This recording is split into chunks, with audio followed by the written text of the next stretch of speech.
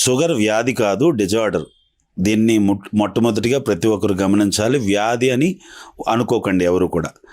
అయితే కరోనా తర్వాత భారతదేశంలో విస్తృతంగా ఈ యొక్క షుగర్కి సంబంధించినటువంటి డిజార్డర్, డయాబెటీస్ పేషెంట్స్ చాలా విపరీతంగా పెరిగారు. దీనికి కారణం కరోనాలో మనం విపరీతమైనటువంటి ఒత్తిడికి గురవడం కానీ, అలాగే మందులు విపరీతంగా వాడడం వల్ల కానీ, కరోనా బారిన పడడం వల్ల కానీ, స్టెరాయిడ్స్ లాంటి మందులు వాడడం వల్ల కానీ, విపరీతంగా ఒత్తిడికి గురవడం వల్ల, లేకపోతే పని ఒత్తిడి, నిద్రలేమి లాంటి కారణాలు, ఊబకాయం, సరైనటువంటి జీవన శైలి అంటే ఆహారపు అలవాట్లు సరిగ్గా లేకపోవడం వల్ల ఈ డిజార్డర్ అనేది, ఈ డయాబెటీస్ అనేది వస్తుంది. ఈ డయాబెటీస్ని నిరోధించడానికి మందులు ఒకటే మార్గం కాదు. మన జీవన విధానం మార్చుకోగలిగితే, సరైనటువంటి ఆహారపు అలవాట్లు, క్వాలిటీ స్లీప్, వ్యాయామం చేయడం, ఏదైతే కార్బోహైడ్రేట్స్ ఉన్నటువంటి ఆహారాన్ని తగ్గించుకొని మంచి ఆహారాన్ని, ప్రోటీన్ డైట్ని, ఫైబర్ డైట్ని మనం తీసుకోవడం వల్ల ఈ డయాబెటీస్ డిజార్డర్ని తగ్గించవచ్చు అనేది నా యొక్క మనవి. ముఖ్యంగా డయాబెటీస్ ఉందా లేదా అనేది పక్కన పెడితే, మొట్టమొదటిగా ఆహారపు అలవాట్లు, లైఫ్ స్టైల్ని ఖచ్చితంగా ప్రతి ఒక్కరు కూడా క్వాలిటీగా మార్చుకోవాలి. నేటి దినాల్లో సాఫ్ట్వేర్ ఉద్యోగాలు కానీ, ఎండలోకి వెళ్లకుండా ఇంటి లోపలే ఎయిర్ కండిషన్లో పనిచేయడం వల్ల కూడా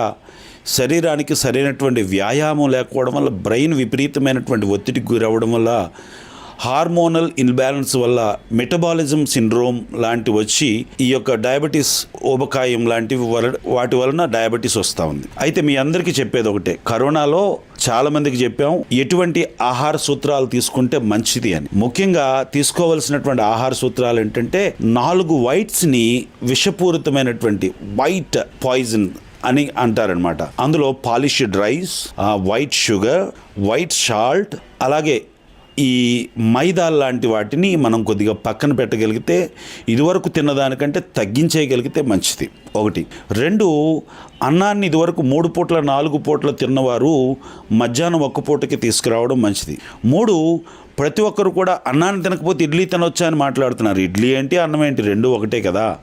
పిండి పదార్థాలను, కార్బోహైడ్రేట్స్ని మనం వీలైనంత వరకు తగ్గించాలి. మార్కెట్లో దొరికే అన్ని కూరగాయలను కూడా తినొచ్చండి. ఈవెన్ చిలకడ దుంపల గురించి ఒక టాపిక్ వచ్చింది ఇంతకుముందు, చిలకడ దుంపలు తినకూడదా అని. ఈజీగా నెలలో 4 సార్లు చిలకడ దుంపలు తిన్నా పర్వాలేదు, ఉడకబెట్టుకొని చక్కగా తినండి. అది కూడా ఏదైనా ఒకవేళ కార్బోహైడ్రేట్స్, పిండి పదార్థం తినాల్సి వస్తే పగలు మాత్రమే తినండి, రాత్రులు తినొద్దనేది నా యొక్క మనవి. మార్కెట్లో దొరికే ఆకుకూరలు అన్నీ కూడా సలాడ్ లాగా చేసుకొని తినడం, కిచిడీ లాగా చేసుకొని తినడం చాలా మంచిది. బోర్ కొట్టకుండా రోజు చపాతీ, చుక్కా రోటీ కాకుండా రోజుకొక మంచిదాన్ని మారుస్తూ మంచి ఆహార పదార్థాలను, ప్రోటీన్ డైట్ని తీసుకోండి. ప్రతి ఒక్కరు కూడా తేలికగా, చవకగా దొరికే ప్రోటీన్, మంచి ప్రోటీన్ ఇచ్చే ఆహారం ఏదైనా ఉందంటే అది గుడ్డు. ప్రతిరోజు కూడా ప్రతి ఒక్కరు కూడా పొద్దున్న విధిగా మంచినీళ్ళు 1 అర లీటర్ తాగిన తర్వాత, వ్యాయామం చేసిన తర్వాత 2 గుడ్లను ప్రతి ఒక్కరు తినండి. అదే బ్రేక్ఫాస్ట్ కింద సరిపెట్టుకొని మధ్యాహ్నం వరకు దాన్ని బ్యాలెన్స్ చేసుకోగలిగితే డయాబెటీస్ మీరు మందులు వాడకుండానే దానంతట అధిక కింద తగ్గిపోతుంది. అంతేకాకుండా ఆకుకూరలు, కూరగాయలు, గ్రీన్ లీఫీ వెజిటేబుల్స్ని బాగా జ్యూస్ లాగా చేసుకొని, సూప్స్ లాగా చేసుకొని, జ్యూసెస్ లాగా చేసుకొని తాగొచ్చు. ప్రతి ఒక్కరికి తెలియచేసే మరొక మనవి ఏంటంటే, ప్రతి ఒక్కరు కూడా ప్రతిరోజు వ్యాయామం అయిన తర్వాత అవకాశం ఉన్నటువంటి ప్రతి ఒక్కరూ, ఫ్యామిలీలో 4 ఉన్నారనుకోండి, ఒక 4 గ్లాసులు జ్యూస్ వచ్చేటట్టుగా, ఒక బూడిద గుమ్మడికాయ, ఒక ముక్క ఆనపకాయ, అలాగే క్యారెట్, బీట్రూట్ లాంటివి జ్యూస్ లాగా చేసుకొని 4 గ్లాసులు ఇంట్లో వారు 4 తాగగలిగితే డయాబెటీస్ మందులు వాడకుండానే తగ్గిపోతుంది. అలాగే మీ దైనందినటువంటి జీవితంలో ఖచ్చితంగా క్వాలిటీ స్లీప్ మాత్రం, నిద్ర మాత్రం కంపల్సరీ. ఒక మాట మీ అందరికీ తెలియజేస్తూ ఉన్నాను, డయాబెటీస్ ఉన్నవారు ప్రతి ఒక్కరు గమనించండి. మీరు ఆ రోజు రాత్రి నిద్రపోకుండా షుగర్ చెక్ చేయండి, అది 100ల మీదకి వెళ్ళిపోద్ది. సరైన నిద్రపోండి, మీరు ఏ ట్యాబ్లెట్ వాడకుండానే డయాబెటీస్ కిందకు వస్తుంది.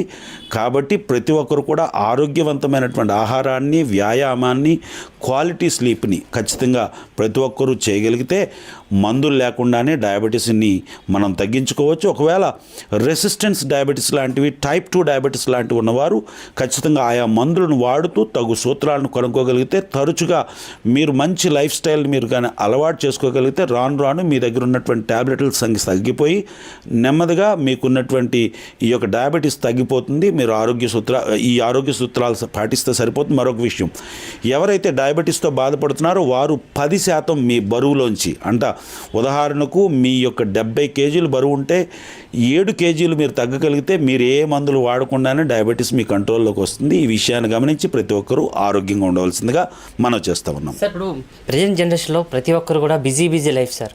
సో మీరు చెప్పినట్టు ఇంట్లో వండుకోలేక తినకపోయినా అవుట్ సైడ్ ఫుడ్స్, జంక్ ఫుడ్స్కి ఎక్కువగా అలవాటు పడుతుంటారు. అంటే చిన్నవాళ్ళ దగ్గర నుంచి పెద్దవాళ్ళ దగ్గర. సో ఇలా అవుట్ సైడ్ ఫుడ్స్ తిన్న వాళ్ళు ఏమైనా డయాబెటీస్ లాంటిది వచ్చే అవకాశం ఉంటుందా సార్? ఎస్, నేనేమంటున్నానంటే బయట వ్యాపారాలు చేసుకునే వారిని తప్పు పట్టాలని నేను మాట్లాడటం లేదు. కోవిడ్ తర్వాత ఆరోగ్య సూత్రాలు పెరిగాయనే కంటే బయట భోజనాన్ని, బయట ఫాస్ట్ ఫుడ్స్ని, బయట రెస్టారెంట్స్లో భోజనం చేయడం అనేది ఫ్యామిలీస్ ఎందుకు అలవాటు చేసుకున్నారు. అది ఫ్యామిలీలో బిజీ లైఫ్ కావచ్చు, వండలేనటువంటి పరిస్థితులు కావచ్చు, భార్య భర్తలు ఇద్దరు పనికి వెళ్ళడం, ఇంట్లో వాళ్ళందరూ ఉద్యోగానికి వెళ్ళడం వల్ల కావచ్చు. నేనేమంటున్నానంటే వీలైనంత వరకు బయట దొరికే ఫాస్ట్ ఫుడ్స్ని, ప్రాసెస్డ్ ఫుడ్ని మనం అవాయిడ్ చేయడం మంచిది. లైక్ ఈ పానీపూరీలు, ఈ పకోడీలు లాంటివి, ఈ యొక్క ఏవైతే ఈ పిజ్జా, ఈ నూడిల్స్ లాంటివి, ఈ బ్రెడ్తో తయారు చేసే ప్రాసెస్డ్ ఫుడ్, ఈ డైరీ ప్రొడక్ట్స్, ఈ బేకరీ ప్రొడక్ట్స్ని, మిల్క్ ప్రొడక్ట్స్ని కూడా బయట నుంచి తీసుకోకపోవడం మంచిది. కేక్స్ లాంటివి ఇవన్నీ కూడా అత్యంత ప్రమాదకరం. KFC కూడా ప్రమాదకరమే అంటున్నాను, సారీ నన్ను క్షమించాలి. అప్పుడప్పుడు తినడం తప్పులేదు, కానీ రెగ్యులర్గా అవి తీసుకోవడం వల్ల మీకు ఎంతో కొంత ఆయిల్ సంబంధించినటువంటి సమస్యలు మీకు వస్తాయి. ఎందుకంటే వారు ఆయిల్లో ఎప్పటికప్పుడు మార్చరు కదా, వారు వ్యాపారం చేసుకుంటారు, దాంట్లోనే పదే దాన్ని ఉడికించడం, వేపడం లాంటివి చేస్తూ ఉంటారు. కాబట్టి ఆ ఆయిల్ మరిగి మీకు ప్రాణాంతకంగా ఉంటుంది.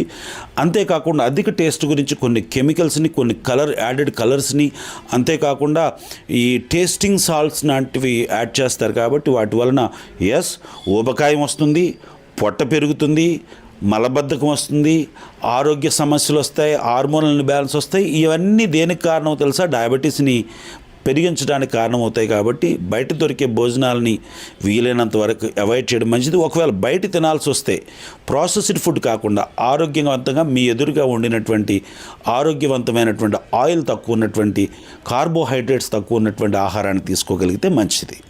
Thank you. And for more videos, please subscribe to iDream. Please subscribe to iDream. Please subscribe iDream. And please subscribe to iDream. For more videos, subscribe to iDream. please like, share and subscribe to the channel. Congratulations, iDream. Subscribe to iDream. Subscribe to iDream. So subscribe to iDream Media. iDream ki iDream team andarki huge congratulations. Please subscribe iDream Media. Please subscribe to iDream. Subscribe iDream. Please subscribe to iDream. iDream అంటే నా కళల ఛానల్ను subscribe చేసుకున్న నోరు తిరుగుతలేదు, మీరైతే గంట గుర్తు కొట్టండి. For more such videos, please subscribe to iDream. Subscribe to iDream. Please subscribe to iDream. Please subscribe iDream Media. Please do subscribe to iDream. Please subscribe to iDream Media. For best entertainment and information, please subscribe iDream. And don't forget to subscribe to iDream.